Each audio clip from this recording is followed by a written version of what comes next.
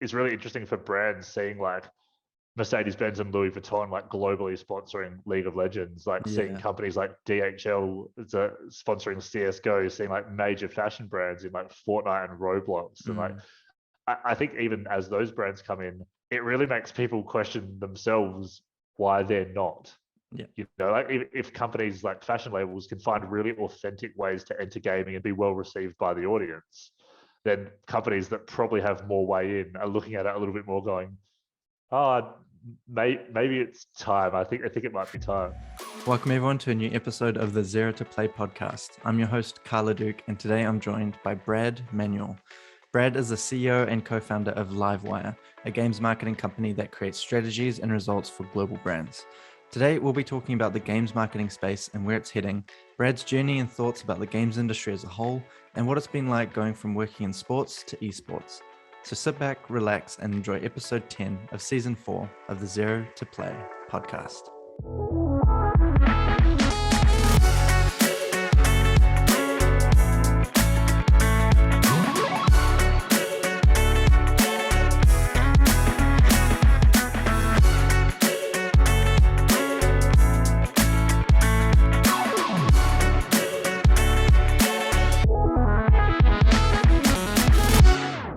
All right, welcome Brad to the show. Thanks for joining me. Nice to meet you, mate. Thank you. Yeah. All right. So this is going to be a fun chat because I don't really know the right questions to ask, and because of that, the first question I want to ask that I think will help kind of get the gears turning in my head as to what directions to really take this conversation is to really understand what the like business model is behind Livewire and what your kind of mission is in your company. So if you don't mind just kind of explaining like what is the mission of Livewire and what are your kind of areas that you spend your time in on a daily basis in the industry?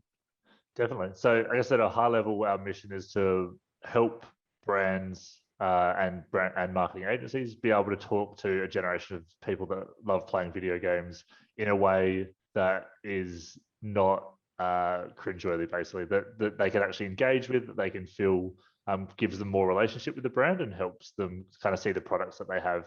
But I'm a gamer. I've been a gamer literally my whole life since having like an Atari when I was a kid. So we don't want to ruin games for the gaming audience. We want to make sure that when brands engage, it's actually a really good experience both for the brand and the player. So we have kind of two main things that we work in. One is gaming marketing. So we have research that we build for brands in terms of gaming audiences, what they play, how we can best talk to them in authentic ways, like the kind of different subcultures and cultures of gaming. We'll build strategies for those brands about how to engage with this audience in a really good way, and then we'll execute it. So we'll actually like come up with a whole range of ideas, for example, and build them and then help the brand actually deliver them. And the other part is game tech. So game tech, kind of like fintech or something else tech. There's a lot of techs at the moment, but game tech for us is about the marketing part of how we help brands come up with really good marketing tools or strategies or channels to be able to work out exactly who they're trying to talk to and talk to them in a really tight way. That can include things that we do like building unique personas that brands can overlay. We're also doing a lot of work with different gaming brands to be able to highlight where audiences are and like the best times and ways to engage them across different genders and age groups and things that they play or things that they don't play. And then we also have a really big ad marketplace. So we've got at this point, it's 250 games and about 250 billion impressions per month across a range of mobile, PC, and console games that we can help brands talk to, you know, a generation of gamers through. So that's kind of, I guess, the two verticals in a nutshell. Okay, cool. Awesome. So yeah, like a lot of the marketing that I see nowadays is like when I'm thinking like Balenciaga and Fortnite or like the 007 car and Rocket League or Zed collaborating with Valorant, it's these kind of activations that are very much integrated with the game development team. Like you need to actually get the team to create these assets. But I used to work in mobile games and that kind of marketing side was you have you set up the systems for interstitials and banners, and like, you know, you click this button to watch an ad for 15 seconds to get an extra gem. Like do you cater to like both of those sections? Because I feel like one is a lot, is a lot more ingrained, whereas one's more of like a system for ad revenue to come through, like the title. Yeah, it's a great question, and we work across all of those parts of it. So depending what what the research and the strategy tells us, and what the objective as the brand is, we'll consider literally every gaming horizontal, every gaming vertical that there is. So we might consider things like, YouTube gaming or Facebook gaming. We might consider things like Twitch. We might consider social channels or influencers or in-game wearables or NFTs, or partnering with someone like Valorant or Fortnite to build an in-game world. We might partner directly with someone who's building a brand new game that's kind of a break of an ad inside a social platform. So we don't kind of have a pre-picked anything, but for developers particularly, we do have those relationships where, to your point, kind of like out of home advertising, but in game, where you can have banners, you can have clickables and non-clickables, you can have video ad formats, you can have rewarded ad formats, like the Candy Crush model, which you're talking about as well. So they built that amazingly, as like one of the first companies to do that really, really well. Or really building down that next level, I think, to in-game, but not in-game from development stage. So when the publishers patch the games, like obviously being able to put different integrations into the games that are patched, they're in for a series of time. And then once the next patch comes through, they're normally rolled out with that patch. So more like short-term bursts, obviously with some solid dev time behind them though. So not like a just turn it on, it takes a bit of time. And then the long and lofty goal, and something we want to spend a lot of time doing, is actually bringing some of those brands really authentically into the game. Like, I guess the old school version of it is like the Aston Martin in James Bond version. The modern day version has become the Porsche inside Cyberpunk, like the Harley Davidson inside Cyberpunk. Some people hate Cyberpunk, so they might cop a bit of hate, but like, that really integrated version of how a brand can be in a game without, interrupting the game, and people actually love the novelty of it being there rather than feel like they're forced to be part of some kind of advertising campaign. Totally. Is influencer marketing an area that you like, whether it's streamers playing certain games, or is that like kind of where you draw the line? No, I actually used to do quite a lot of work with MMG. So I was one of the leadership team there for a while, and I've got a lot of friends through influencers. So I think influencer marketing is very, very powerful in gaming.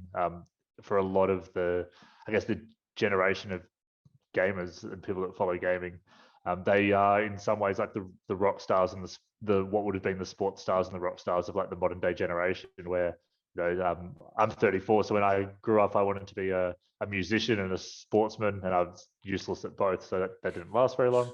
But now a lot of the people that I know that are younger than me, or like my older friends who have younger kids, they grow up wanting to be esports pros, they want to be streamers, they want to be YouTubers, they want to build games, they want to work on like graphic, if they're into graphic design, instead of doing that for a sports team, they want to do it for an esports org. So it's a really cool time, I think, of change between generations, where like what people are interested in is really starting to be different and quite digital. So it's quite fascinating. Yeah, definitely. It is definitely a new generation. I'm grateful to be working in this space, and I feel like there's just so many jobs available as well. Like there's a lot of investment being thrown around, and companies kind of growing as well, which is exciting. Could you talk on a few of the like campaigns that that you've maybe done this year that stick out to you, or that you're proud of, that you could talk about? There's a couple that we can talk about. Probably more that I can't talk about because they're not announced yet, but I'll give you one from kind of before that I'm really proud of, and kind of one that we've just launched that I'm interested in, and I'll give you maybe a bit of insight into categories that we're working with that I think are quite interesting and how they're coming into gaming. So previously, when we first, even before we formally started Livewire, I was doing a little bit of consulting on the side, and actually ended up getting contracted to help set up the gaming strategy for the AFL. So it's the Australian Football League. If it's in New Zealand, and we don't care, it's our version of rugby from like the other side, if you're not into rugby. So it's the sport of Australia. So got to help build out the strategy, particularly during COVID. So we got a whole range of AFL and AFLW players, which is the female league, to play, to stream. We set up YouTube channels and Twitch channels, and we monetize that through sponsors. But a really cool part of that is we actually ended up working with Fortnite at an APAC and even at a global level in some ways, where they were really interested in how they could talk to the sporting audience in that way, and obviously sports very interested in how they can talk to the gaming audience. We see a lot of this already, right, with games currently with the crossover. So this is probably a year and a half ago, almost, like, as part of this trend. So got to build a really cool tournament that helped promote both through each other, where we had 40 of the biggest streamers in Australia and New Zealand that played Fortnite, including like Lachlan, Muselk, Fresh, Loserfruit, like really big talent that played this tournament, partnered up with AFL players in a 3-round kind of like winner takes all scored event that ESL ran all the promotions for. Like, those guys are awesome, obviously, at what they do as well. So that was really, really cool to work on something like at that level during COVID, and really have some awesome people in there and really build that out. So that was something that was really cool that we're really proud of. That's awesome. At the moment, we're actually working with kind of, I guess I'll call this one because it's different to the normal space, but we're working with a company called Body Science, which is actually a protein supplement and apparel company. And they obviously have lots of influencers normally, and they're very obviously like health conscious and into healthy eating. And they kind of like, we know that the gaming audience is really active. Like, they obviously play games. It's a big part of what we do, but we know that like this generation is very like healthy and fitness focused, and like all the other things that we are as well. So they've actually just signed Creator and Bazza as their 2 ambassadors, so like 2 big gamers with big gaming audiences. And I quite like this case study because although it's new, like it's less than a month old, but it's this movement of showing that there's a range of ways and opportunities to engage the gaming audience, and it's not just the typical brands that people might think belong there. It really has some powerful marketing opportunities if you find the right people. And like Baz and Cray are obviously like fit dudes in their own right. They were before Body Science partnered with them, so it feels really authentic. Like they've been kind of on this journey for a little while. So I quite like that in terms of it feels like it belongs. It doesn't feel forced. It's a really good partnership. Yeah, I feel like that's a good sign of like a maturing industry where it's kind of like a lifestyle brand coming in. It's not like so much behind the stereotype of what a gamer is. It's kind of becoming more nuanced and just more relatable, I guess. Do you feel like the industry is still maturing? Do you think it's got a way to go to kind of convince people that games are a place that everyone plays in? Or do you feel like there is still a lot of pushback from a lot of brands out there not really understanding yet the potential or the how powerful games are these days? I honestly think it's a pretty broad continuum of both sides of that question. I think there's a lot of people that still don't necessarily they might not have grown up gaming themselves, or they've an interest in it, and maybe because of that they discount the numbers and the stats and the information a little bit. They might also have been really successful in other forms of marketing for a very long time. They might have done award-winning TV campaigns and radio and other things. So like, maybe they skew a little bit more that way. And there are those, and we've actually done quite a bit of work in the last. We've only been open 7 months, but before this I was working in esports and others. So it's been 4 to 5 years I've been talking to people about this, and we've definitely seen people come on the journey. Like, some come quicker than others. I think COVID actually for the gaming marketing industry has been quite an interesting time, because all the physical things we used to be able, like, even things like PAXs and MEOs and, stalls and standouts, and how we used to launch games and where they used to be seen, like through out of home and all the different things. Really, like, people weren't in those spaces. So it actually caused not just brands, but big media agencies to kind of like look at their approach and think, how do I target people in a different way, and what are the habits of these audiences? So I do think there's still a bit of a way to go, and it's somewhere between like the discovery phase for some brands to the I'm consciously aware that there's a big audience there, but I'm not sure yet. I haven't had that like light bulb moment, but we are seeing now, right, coming out the other end, like at the moment, brands that we haven't announced yet, but you'll see us working with major telcos, major quick service restaurants, major FMCG brands, big 4 banks in Australia and New Zealand. Like, it's quite an interesting time where there are people that have now started to go, okay, like, whether I'm interested in gaming or not, or whether I like playing games myself or not, I can read the stats and data, and as a marketer understand that there is a big audience here that maybe I can't reach as well as I thought anymore through TV or through radio or through out of home or through traditional ways. And they're starting to portion buckets of money and ways to enter gaming, which I think as we start seeing this in the next year or two, particularly, it will also really start pushing people down the line. And I guess your point about Balenciaga before is super interesting because, to your point, we all know there's a gamer stereotype that particularly that some brands love to hold on to. It's those 80s and 90s pop culture movies really did not do us a favor of welding some of those images into people's minds. Yeah, I'm sure that they did a great job of something, but didn't help us, that's for sure. So I think it's really interesting for brands seeing Mercedes-Benz and Louis Vuitton globally sponsoring League of Legends, seeing companies like DHL sponsoring CSGO, seeing major fashion brands in Fortnite and Roblox. And I think even as those brands come in, it really makes people question themselves why they're not. Yeah. If companies like fashion labels can find really authentic ways to enter gaming and be well received by the audience, then companies that probably have more way in are looking at it a little bit more going, maybe it's time. I think it might be time. Yeah, definitely a lot of FOMO, I feel, in the space, because it's like a first to market kind of situation. But because something, if you're a fashion brand and you choose to go into the space, you'll get so much more attention for just taking a risk, I feel. And hopefully, I don't know what the sales have been for Balenciaga, but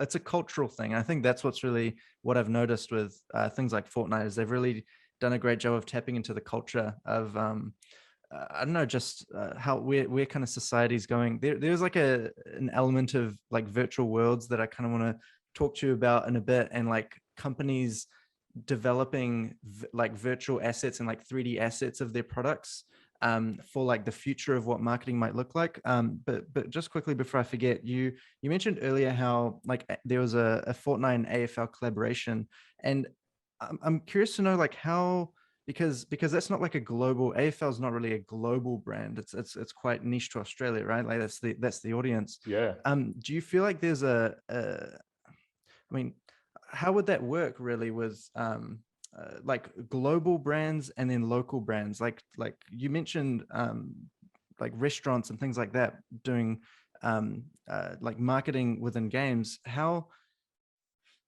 I guess my question is, how can it be tailored to a local audience, and is that possible? Because I guess I don't really understand how that works in the back end. But is that a barrier at all to local brands getting into the space?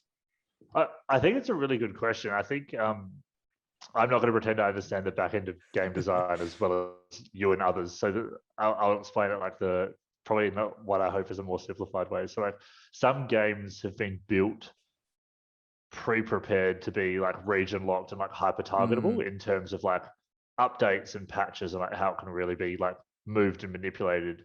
And others have been built as global platforms, for example. So like Fortnite, we know, massive global game. If you put a skin, for example, inside Fortnite, you can't just push it into Australia. Everyone gets it, right? So it does make it, it provides an awesome platform for global brands to reach a lot of people. But we saw it with the A-League, Fortnite put in jerseys from the A-League into Fortnite, I think from half the teams. And, that's really cool, half the teams that get to do that, but it has to make enough sense for the world that they spend the dev time actually building it out and rolling it into the patch. I think what we will see as marketing in gaming kind of progresses and goes forward, that we'll continue to see games localized more. So whether it's we'll get to countries, obviously games are already doing countries, but maybe even then for bigger countries, segments of countries where they can start to kind of hyper localize content and patches and integrations and marketing. So, even in massive countries like India, for example, it's quite different, obviously, in different parts of it. So maybe, you cut up big countries into, I don't know, 4, 8, 12 quadrants, and then can really start actually targeting and providing different opportunities, not just advertising, but it could be festivals, it could be events, it could be interactions, it could be whatever that is, for those audiences in a more tailored way when the size kind of warrants it. Yeah, because I mean that's what happens in social media. That's why you can do targeted ads on TikTok and Facebook, and that's where they make their money. That's where the value comes from. And I do see kind of games taking a piece of that social media pie in a way. A lot of kids go go onto Fortnite after school to socialize with their friends, and they kind of live in these worlds. And I do kind of see Fortnite competing with social media in some aspects. So I can definitely see that as well. So that's, yeah, it's interesting. I've heard of people creating builds for like conferences when they want to lock off like a certain set of features. When you're like promoting a game, so you'd create like a special build that's offline. And I suppose it might be this, like, it's very out of my depth as well. I work in production. I'm not a programmer, but I haven't worked for any of these big companies that, you know, need to start thinking about localizing content. But that's a really good point that I didn't really think about before. So yeah, I'll be interested to know if like Fortnite starts setting up offices in all these different countries, so they have like someone local to you know, get to know the culture and create these experiences. Is that what you feel like needs to happen? Like they need to have like a setup within those locations, like an I office? feel like where the market's big enough, like it'll definitely help. Like we saw, just because we're still talking about Fortnite, like there's a great one this year with like Lachlan eating a pie. You know, Yeah, it's yeah, like nothing more Australian than like sitting down and eating a pie after you've just probably defeated someone as well. But it's like yeah, yeah. I do think that as particularly like you said, with the amount of money coming into games, that games are really starting to look at like how they do big things on a global level that lots of people relate to, but how they also provide like almost from an Easter egg point of view, right? Like something that the local audience is going to get and be like, yeah, that's good. I really enjoy that. Like that speaks to me, not just as a person that likes games, but like the things my mates say, or like the things that I'm interested in, or you know, like Totally. even what's I think the next part as well is obviously like dev time to create things in game is I'm sure being fought over internally, because I'm sure there's 100 good ideas that Mm, everyone's trying to get up at once. And I think that'll be the thing with technology as well, as everything gets a little bit more streamlined and the engines get stronger, and you know everything kind of starts flowing as well, will be like, how do we start taking trends from the real world or what's happening in different places really quickly into games? And we've seen it with Squid Game at you know, at the moment, right? Where like they're really starting to bring that into. I've seen it in like social media. I've seen it in Fortnite. Like people are really building it into a whole lot of different things, and yeah, the immediacy of being able to do that versus like a 6-month build is what yeah. will keep gaming really relevant. And to your point, like competing with, if not potentially like surpassing socials, because gaming is, like you said, that social environment in itself. Totally. Yeah, I think that there's definitely a conversation about like meme culture and how games being able to be like user generated content on like Roblox and Fortnite Creative and things like that are making the whole meme culture able to be like stories and experiences able to be told within these games and platforms, which is definitely, I think, a huge part of tapping into the culture and kind of and not only following a trend but like building that trend even more within those spaces. So games, and this is something I've kind of discovered throughout the year of doing this podcast, the definition of a game is getting blurrier as more people are getting comfortable in virtual spaces and people are experimenting with different you know, different types of like game experiences where someone's living in like a virtual world. And this topic of a metaverse has come up several times. I've had people on the podcast to talk about it in more detail. And I'd love to know your perspective from like a marketing standpoint. Have you pursued any like avenues that discuss like virtual worlds or virtual like conferences or anything virtual where you know, it's like setting up like a billboard or a poster in the background in this like livable space? Like, are you bullish about that section becoming more popular in the future?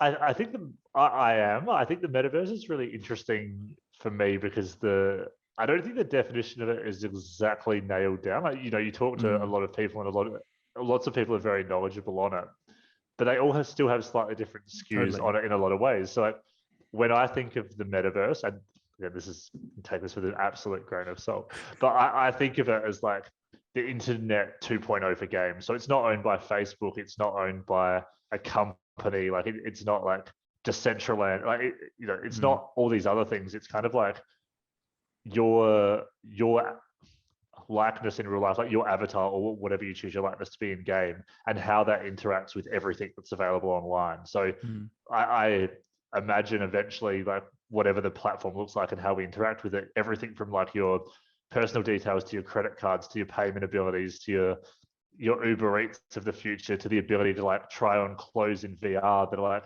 fit and measured to your size. So you can actually see if they fit baggy on you or fit tight, your ability to shop for things for your house. Like that's all real life stuff, but like obviously gamified in this different world. But then I'll be really interested in, what do the games of the future look like in terms of if it does go to a metaverse world where it's like more avatar based, and that's where you start spending money on NFTs and what you own and what you wear. You obviously don't want to be across 18 different versions of the metaverse, because otherwise, you might not be able to wear some of your NFTs in some areas, and you might need different payment plans, and that's just going to annoy people. So I'm really interested in like what is the seamless kind of part of this where you can interact with everything, and then from that side, how does that change the experience in games? Like, do you start seeing targeted ads when you're walking through game worlds on like buses and billboards, and instead of like, I'm a massive RPG fan, so like if I'm playing Final Fantasy or Skyrim, like do those games, or won't be Skyrim, it'll be Elder Scrolls 6 by the time that finally comes, because I'm hanging out for that. But in those worlds, will you still eventually play in like, let's say Elder Scrolls 9 as a player of the game, or is it your avatar then that like starts being ingested into the games? Like how much of it becomes experiential based on like this persona that you create for yourself in the digital metaverse versus playing a character of someone else's story? Yeah, no, there's definitely you mentioned it before about like streamlining all these processes to just help like marketers know the best processes to get into the space. And I feel like it's the same conversation. The fact that we're all still asking questions and thinking about what it could be like means it's still at least 5 years down the line before it is streamlined, and that the rest of the world can kind of jump in and start making businesses within these worlds. So it is definitely fun to talk about, but in terms of like valuable insights, it's probably hard to extract like value right now.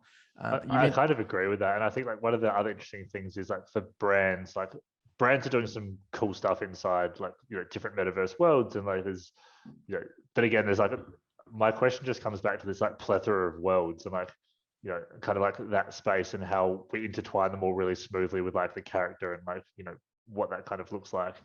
So it'll be interesting, but I think the other thing that the metaverse needs to grow and to solidify, well, not to solidify, it'll be quite fluid. I'm sure it'll continue to evolve as it goes, but is money. And like not just money from VCs backing companies, but and I think gaming marketing is part of this. Obviously, is the more brands that start spending money in gaming and have good experiences, they will then look to the next thing. I don't think the majority of brands are going to jump gaming marketing as a foundation and just start pouring like global budgets into the metaverse. Like we'll see like cool things like Coke doing NFTs, but these things also are unless you own the NFT, like they're kind of there and then they're gone, so they're not accessible to everybody else. So I think it'll be a part of like the ecosystem of the marketing mix, but I really feel a lot of it is going to come through gaming in different ways, and then that will give brands confidence to invest larger sums in different things in like the kind of metaverse concept. Yeah, they're also linked because the like virtual worlds of the future are going to be built on game engines, I believe, and things like Unreal Engine and Unity are like exactly the kind of tools that are needed to build these like 3D virtual worlds. So because of that, it is going to be very tied to game developers and people familiar in those spaces. But yeah, very, very interesting conversation. And yeah, you mentioned some interesting stuff there. So your experience previously was in the sports industry, and I'd love to know how you compare now after building a business in the like games marketing and like esports ecosystem. Like what is your perspective of sports now? Do you still see it as like a big player in the space?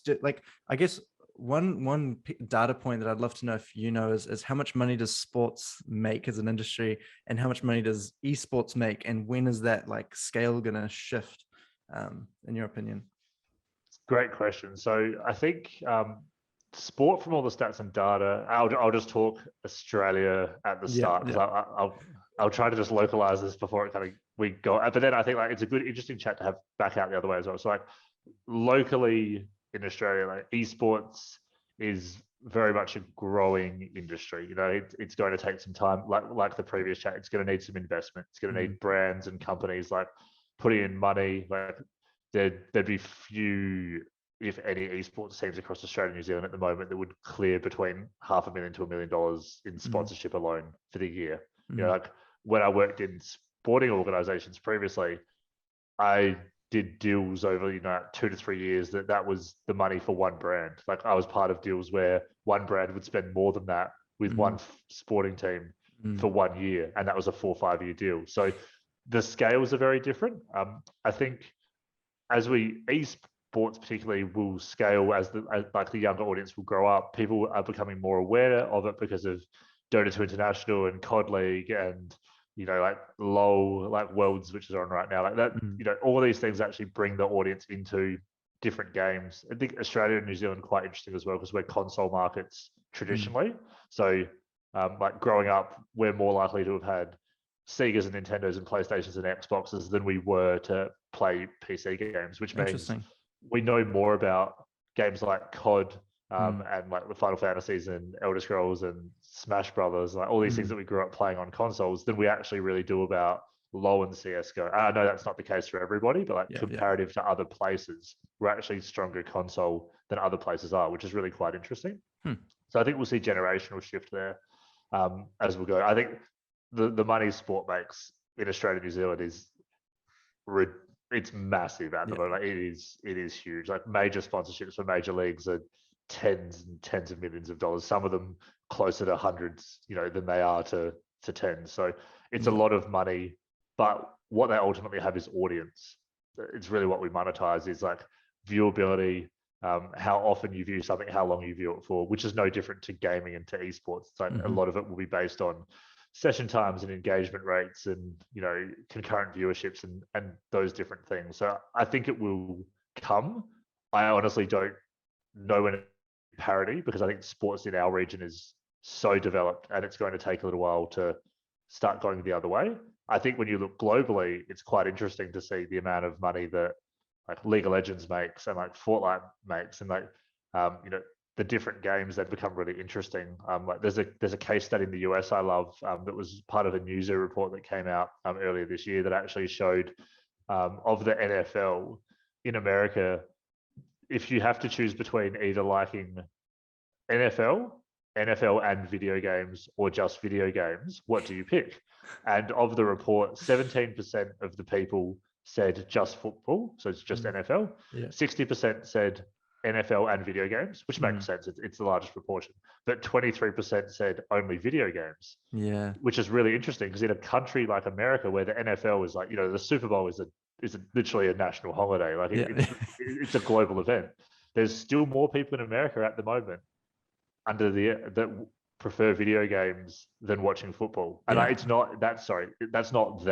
that's do you watch football or do you play video games? The people that play video games don't watch football. So 23 of the population, no care. The most fascinating part of that stat is 67% of that 23% that only play video games are under the age of 35. Wow. So to your point about cultural shift, like what we are seeing is a real cultural shift from like growing up and going to the football with your parents or with your dad or with your mum or to the sport, where now like younger kids are kind of like, that's my dad's thing or that's my mum's thing. Like I don't really have a team. I don't have a player that I follow. I don't really have an interest so much. Like I follow FaZe and I follow Faker and I follow Fresh and I follow like Dr. Lupo. Like it's really interesting now, like the culture changing and what people are watching and interesting in. And like we talked about before, for marketing in some of its most basic sense, money follows attention. Where people are putting their attention is where brands need to put their advertising to reach the most people. So I think we'll see whether it's esports or in-game advertising or influencers. I really think we'll continue to see not just a continual rise, but quite a sharp continual growth for quite a while as the generations start to kind of switch over. Yeah, I mean, another great sign of just like the culture shift is I saw 100 Thieves released a video with Lil Nas X. Did they win the league championship trophy or something like that? I wasn't really sure of what the competition like was, but it was just great to see them collaborating on a video together. And yeah, I think music is definitely like really close to like the music industry's done a great job of just tapping into culture and being like a wave for that. Do you work with musicians at all in kind of the work that you do, and how do you see that playing a role in yeah, and just this whole game tech and games marketing space? Yeah, definitely. So when I was working for MMG with the talent, like we actually had some talent that were doing some really cool different things, like writing title tracks for like video games. Like as obviously like there's the influencing part of it, which makes sense for they're playing the game and talking about it. But like literally like writing music for video games. You know, we've seen amazing things like Corpse Husband come like, you know, and like just come into like the social presence, like out of control, like winning the Gymshark thing to be like Billboard on Times Square. We saw him do Daywalker with Machine Gun Kelly. Like he's had his own stuff. We've seen like just, I think we'll just continue to see more and more of it, honestly. Like again, like to the point of attention, like once you have a large enough audience, you can kind of do whatever you want with that audience. Like if you're passionate about music and you're a really big streamer, then you can start writing and start collaborating with other musicians. If you're passionate about design and designing like headphones and peripherals, then you can partner with a brand. We've seen how many merch and apparel drops, like Valkyrie, for example, like Ray just did a first drop of merch, and that was like, like just over so quickly it wasn't even funny. So like we're really seeing the power of the, you talked about influencers before, we're seeing the power of the influencer, like, you know, like Mr. Beast, like literally started a dark kitchen all over America serving fast food in the middle of COVID. Like it's this attention that people have that really means that they can direct their audiences and like show them things that they might not have seen. And that, you know, they can't ever make a person exactly do something, but if the audience follows them and is interested in what they're doing, they're probably more likely to either follow it or give it attention or buy it, or like, you know, whatever the desired outcome will be. And I think that's to your point, like Little Nas and Valkyrie had a thing on TikTok that I was watching the other day for a photo shoot. Like it's all of that stuff where you see gaming and music really meant, you see like Riot, for example, building KDA, like a video game developer that makes a game built a pop group inside of their game that did the songs for Worlds. And then like Spotify now every year goes nuts at the time of Worlds because they release a new World song every single year with like different talent. So I think to your point, like those two worlds are actually the closest linked of all the worlds in terms of how that works, because probably like the two things that go hand in hand most is when you're playing games, you listen to music. You know, it's a big part of it. And like people have talked for years about game scores where like, you know, the Final Fantasy games would win awards for like, you know, the scores that were written for them. And like those things really become embedded in your memory of like boss battle tracks, or like even think of just like sound effects, like in Pokemon when you run into a Pokemon. Like anyone that's played that game knows the sound effect when like the screen's closing down. Like those things are very, very memorable.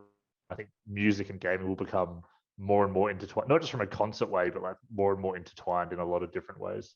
Totally. Yeah. Another really great point that you could talk about. I think it's so fascinating just talking about culture and games and what's kind of happening in the space. So where do you see kind of Livewire in the next like 5 years? Like what kind of spaces do you want to grow in, and like what kind of brands do you want reaching out to you for like certain projects? I'm just trying to figure out like where you envision the games industry kind of going, and where you're trying to like position yourself best. I don't know if you can mention like any brands that you'd love to work with, but is there anything you can talk about as to like areas that you're really excited to see grow? Yeah, definitely. I think there's some brands that have done some really good jobs entering, you know, already. I think I'm really always interested in like, we love working with gaming brands because we're gamers. Like it's a big part of who we are. But I really like working with non-endemics, like to the like kind of like the body sites case example, kind of like Louis Vuitton. Like I'd love to be able to be part of helping bring Nike, just like, you know, something like absolutely like into gaming in a really cool and different way. I'd love to like even brands that have done well or have started and tried. Like we definitely see from a marketing point, brands activate in gaming, but it doesn't seem like lots of brands actually have like a really focused strategy. So they do cool work, you know, don't get me wrong, but it's like it's that strategy piece that kind of seems to be missing for some of them. They do a really cool activation, then you don't see anything for 9 months, and it's like, oh, what happened to that brand? Like I thought they were like in gaming and they were being part of the, again, to your point, they're being part of the culture and the fabric of gaming and really talking to this audience. And they're like, no, we've done the gaming thing. Like we've done our gaming thing for the year, and then we'll come back in a year's time and we'll do another gaming thing. So, I really want to help build some of those always on gaming activations that become known as really cool things. Like, what is the gaming version of like the Super Bowl, like, which we probably have already in like LOL and like Dota and other things, but like, what are those cultural moments that we can actually help create? Not, they're obviously part of like marketing campaigns, but things that people experience and love and talk about, that, it's kind of like, oh my God, did you go to this?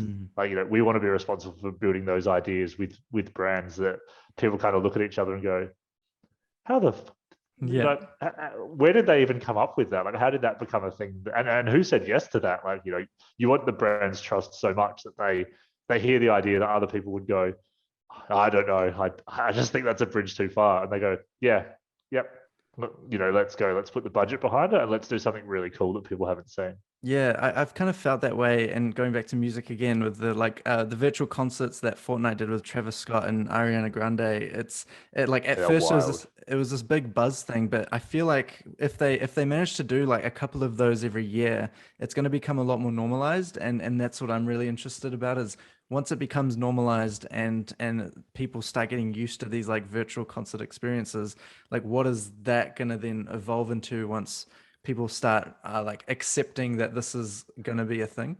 It's like the new norm, right? Like I think that's a super fascinating topic as well. Is like, because like the Travis Scott concert was unreal. Like, I downloaded Fortnite to watch the Travis Scott concert, and I'm sure millions and millions and millions of people did the exact same thing. Like, it's a brilliant, not just a brilliant marketing strategy, but like as a cultural like moment for gaming.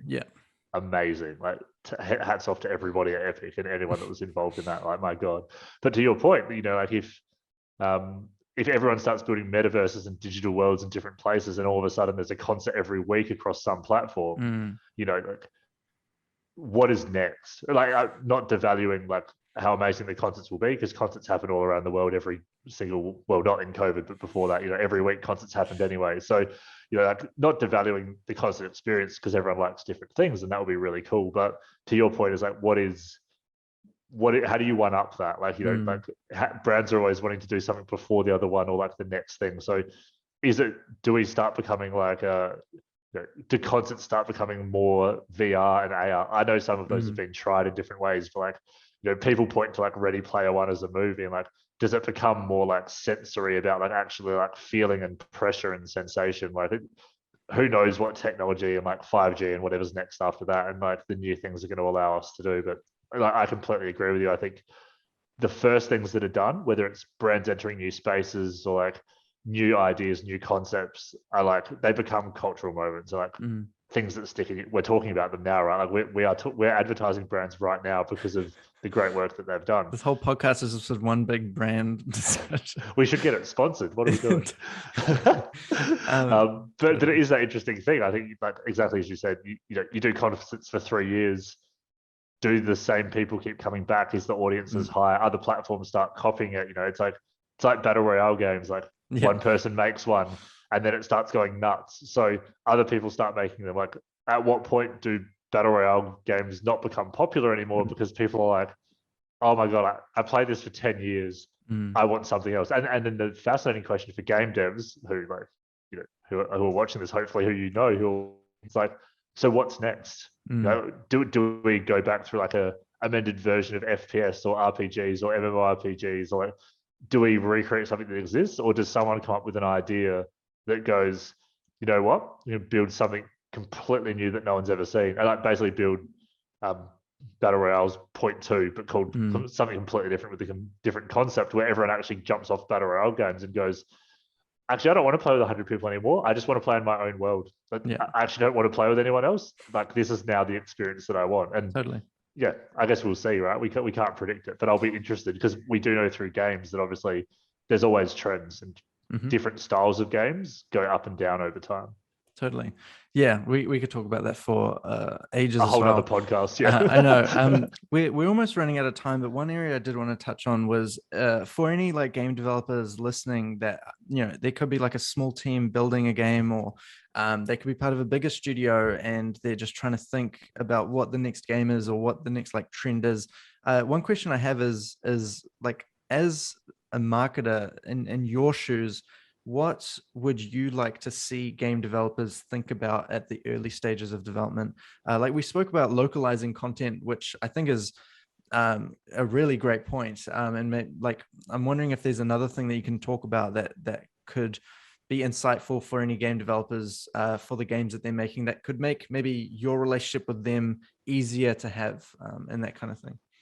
Yeah, I really think there's probably a few parts of it, and I'm not sure if this exists yet, but I think like obviously developing games takes a lot of time and money, right? Like that it's really important, and we also all know how many games get developed that are good games in their own right that don't get picked up for a range of reasons. Maybe they don't have the marketing budget. Maybe another game gets released by another publisher or developer that is a slightly better version that you couldn't possibly have seen was coming, and it's just a bit of bad luck. And that is what happens sometimes. So I think there's some really interesting things that I'd like to see in the future where, and like I'd love to be part of this, is actually like helping build integrations for games with brands, like thinking about ways that they could put a brand or marketing authentically in a game without it feeling like advertising. Because I think there's a lot of really powerful things. Again, putting it back in like a traditional advertising example, like the only brand visible really in Stranger Things 2 is KFC. Like I don't know exactly how that happened, but I'm sure there was an option somewhere where someone had control of the rights for that and said,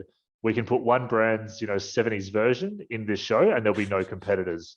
How much? Yeah. And I think without selling out completely, like ruining the game, because the game experience always has to be number one for the player. Like if I feel like if you go too hard the other way, people will never play the game and they'll just on fire on Reddit and Twitter. So player experience has to come first. But where's that really nice line of like, how do you integrate great brands that feel authentic? How do you integrate experiences in advertising? And some of that while building a game, if the game fits, like, because, would you put ads inside World of Warcraft? No, like you just wouldn't do it. Like there's ways that you wouldn't do it, but if you think of the reverse, to give an example, like maybe what the future looks like, a game like Cyberpunk, again, people liked it, people didn't like it for different reasons. But one of the interesting things about Cyberpunk is obviously like they did do a couple of brand integrations in terms of vehicle.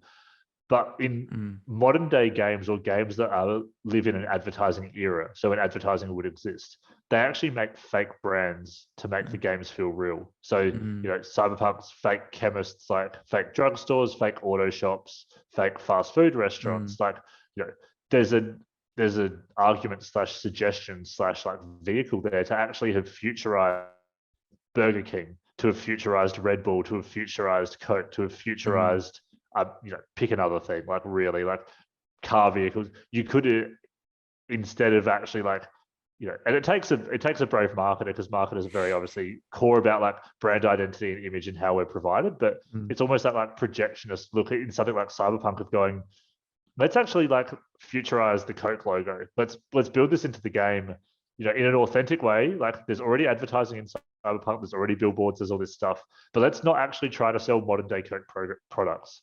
Let's just build that association of like, this is what the future of advertising might look like in 2077. And I think some of that stuff is really interesting for games that have either technology, so like, cars or computers or laptops or houses or furniture, like something that you'd buy that could be like labeled or branded or partnered, but also games that exist within a timeline of advertising where it would actually exist, to think of how brands could either warp their own brand back and dig up their own history, or like recreate their own history, like putting like what would have Bud Light looked like in Red Dead Redemption? Like it didn't exist then, but like again, you could warp something like that back into the game, and then forward, and then modern day as well. So I think they're the things I'd love to see game devs think of, and I'd love to talk to them about it. Like it's a thing I'm really fascinated in how it could work. Totally. Yeah. I'm really interested about brands integrating with like gameplay mechanics. So it's not just something cosmetic that, you wear, or something that you see in the background in the environment. It's like something that is like picking up a Coke can and being able to like throw it at someone, or like something that's a bit more integrated, or like a unique game mechanic that only exists for that like brand. I think seeing things like that would be really cool. Yeah. And Back to the Future, am I correct in saying that they had like a futuristic Nike shoe that they Yeah. did, and then Nike ended up doing it? I'd love to know like what that relationship was like when they filmed.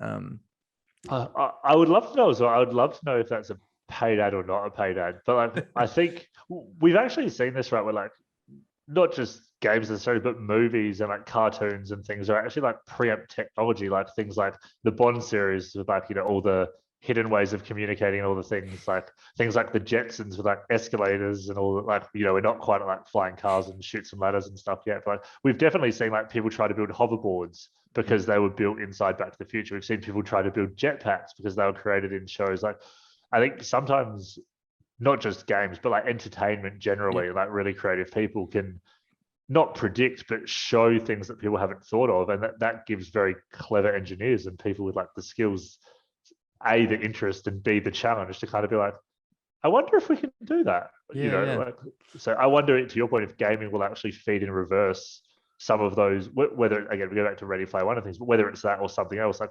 whether people are actually starting to look at that and go, actually, that might be doable. Like, we already know, like I've been watching some technology a little while ago where the two things I'm really interested in is like the mocap, like the motion caption stuff, where you can watch people like on the screen next to them and in real life with their stuff, like play with their hair, like things that don't actually exist, like things, and like the way it moves in the wind and the way it interacts. And like, that's one part. And then the other part is where they can hold physical objects. So like, they know that they're not real, but the glove or whatever they're holding can't crush the object because in game the object's solid. And like, again, how far away is this from being part of a gaming experience? Like, God knows. Like, how many discs and how much download space is that? Like, could a console or a PC even hold that amount of data? Probably not at this point. But like, does that provide an interesting insight into like what we might actually be playing as time goes on? Yeah, no, that's fascinating. And what I love about games is that they're an interactive medium. And you're not just watching someone interact with like a futuristic Nike. Like if you're building it in a game, I feel like there needs to be an extra level of thought as to how it actually functions. Rather than just like selling it on camera, it's actually making it, like if you're building like the Sims and you're adding like a new toaster, like you need to think of how that futuristic toaster is gonna function a bit more. I don't know, but it is something about it being interactive. I feel like adds an extra dimension of thought that needs to happen, that might make it easier to then be put into a physical object one day. But it's really interesting. I'm really excited for the future and to see how some brands integrate with some game developers, and I'm sure we'll see it in all sorts of different games. I think Epic's doing an incredible job, and the acquisitions they've made with like Fall Guys and Rocket League, I think is just going to continue that spread of brands finding the right match for their product and where their audience is best positioned. But yeah, no, that's we. I don't feel like we've come to the end of this podcast with all the answers, but it's been, in a way, I feel like this podcast has been a reflection of the past year's innovations in brand like development, and it makes me really excited for the kind of things we might talk about in a year's time, with all the, as like the society takes another year into games and making the culture be like that much closer to the industry. So thank you. Thank you for your time and your insights. I hope, as I kind of continue this thought process, if I was to have you back on, I could ask some like deeper questions, and maybe there'll be more development in the kind of marketing space, so that we could have like a deeper conversation as to like actual more value that we could extract from this. But thank you for your time and all the insights that you shared today. I really appreciate it. Thanks for having me. I think we could probably have this chat for another 10 hours. So let's book another one in when the time's right and do this again. Yeah, totally. And yeah, no, thanks for sharing your journey, and I'm excited to see where Livewire goes, and how it manages to convince hopefully some brands to invest in the games industry and see it become more normalized. So thanks for your work, and all the best in the future. Thanks, mate. Thank you. Thank you so much for listening to this episode of the Zero to Play podcast. I hope you learned something about game development, the games industry as a whole, or the future of games. You can follow us on Twitter at Zero to Play, subscribe to us on YouTube, follow us on Spotify, or any other podcasting service. Other than that, you can find links to this episode down in the description below, and I'll see you guys next week for the next episode.